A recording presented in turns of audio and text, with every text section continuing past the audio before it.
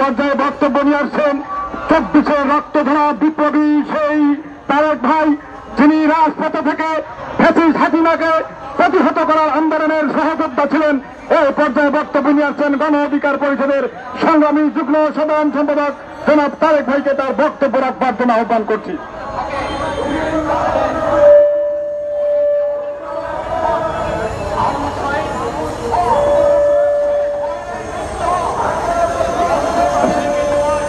মাইকটা একটু ঠিক করে দেন, আওয়াজ ইকো দেয়। অনেক ধন্যবাদ, অনেক ধন্যবাদ। আমাদের বড় ভাইরা সামনে বসে আছেন, যাদের কাছ থেকে আমরা সবসময় শিখি। ফেলানী দিবস উপলক্ষে আজকের এই আয়োজনে ভারতের আদালতের একটি আচরণকে আমরা উল্লেখ করতে পারি।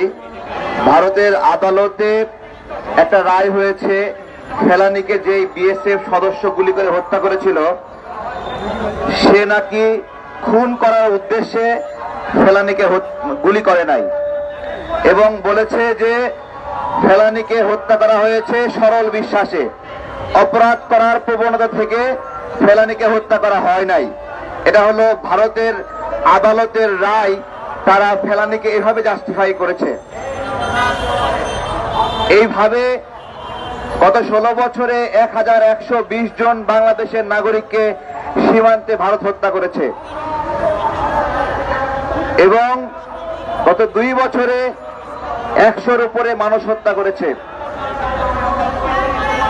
আমরা এই হত্যাকাণ্ডের কারণে একটা প্রশ্ন করি, বাংলাদেশ এবং ভারতের কোন যুদ্ধ চলছে? কোন যুদ্ধ আছে? দেখেন, যুদ্ধ ছাড়াই নীরবে নীরবে আমাদের দেশের নাগরিকদেরকে হত্যা করছে। এই হত্যার প্রেক্ষিতে আমরা ভারতকে বন্ধু রাষ্ট্র বলতে পারি নাকি শত্রু রাষ্ট্র বলতে পারি? বন্ধু রাষ্ট্র না শত্রু রাষ্ট্র বলা যায়নি, বলা যায়, তাই না? কিন্তু আমরা রাজনৈতিক কর্মীরা ইনায় বিনায়ে বিভিন্ন ভাবে ভারতকে বন্ধু রাষ্ট্র বলি। ভারতের সঙ্গে বন্ধুত্ব করতে চাই, ভারত বন্ধু রাষ্ট্র, এভাবে অনেক ভাবে বলি। আমি বলি, আপনাদের উপর আল্লাহর লানত বর্ষিত হোক। আপনারা নিজের দেশের নাগরিককে হত্যা করে আপনারা চোখে দেখেন না, লানত বর্ষিত হোক আপনাদের। আজকে ক্ষমতার ক্ষেত্রে যদি জিজ্ঞাসা করেন যে কোন দলকে আমরা ক্ষমতায় আনবো, আমি বলি যেই দলকে ভারত ক্ষমতায় আসতে দিতে চায় না, আমরা সেই দলকে ক্ষমতায় আনতে চাই। যেই দলকে ভারত শত্রু মনে করে, আমি তাকেই ক্ষমতায় আনতে চাই। যে ভারতের পিঠে চাবুক মারতে জানে, তাকে আমি ক্ষমতায় আনতে চাই। আর কোন নতজানু পলিসি আমরা চাই না।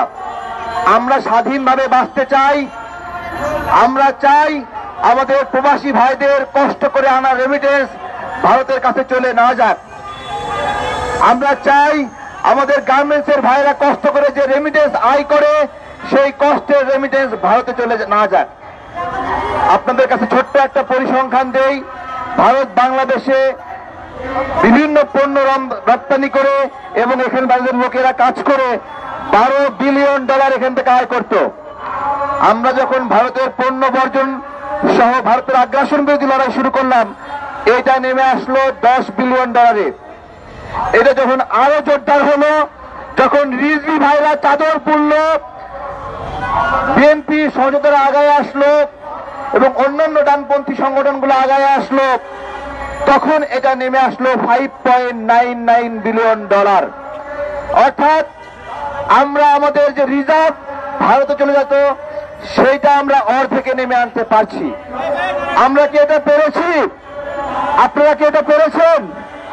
আমি বলি, এটা আপনারা আমরা সবাই মিলে এটা করেছি। আজকে ফেলানী দিবসে আমাদের প্রতিশ্রুতি যে আমরা এটা আরো জোরদার করব এবং শক্তিশালী করব। সেই সঙ্গে একটা দাবি জানাই, ভারতের দূতাবাসের পাশে আমরা একটা রাস্তার নাম লিখেছিলাম ফেলানী রোড।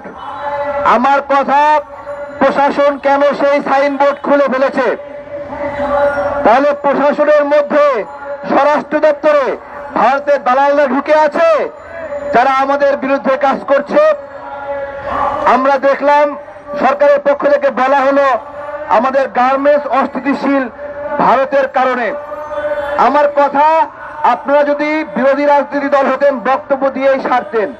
আপনারা তো নিজেরাই ক্ষমতায় আছেন, আপনারা নিজেরাই বক্তব্য দিলেন ভারতের কারণে অস্থিতিশীল হচ্ছে, তাহলে এদেরকে বের করলেন না কেন? স্বরাষ্ট্র উপদেষ্টা বলল 10 লাখ অবৈধ ইন্ডিয়ান আছে, বক্তব্য দিব আমি। আপনি কেন বক্তব্য দেন? আপনি কাজ বাস্তবায়ন করবেন।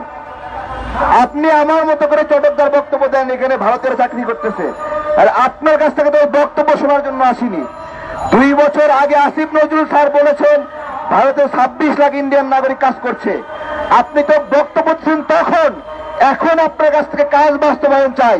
ওই 26 লাখ ইন্ডিয়ানকে বের করার জন্য আপনি কি উদ্যোগ নিয়েছেন? আমরা এই বিষয়গুলো বাস্তবায়ন চাই। ধন্যবাদ সবাইকে, অসংখ্য ধন্যবাদ।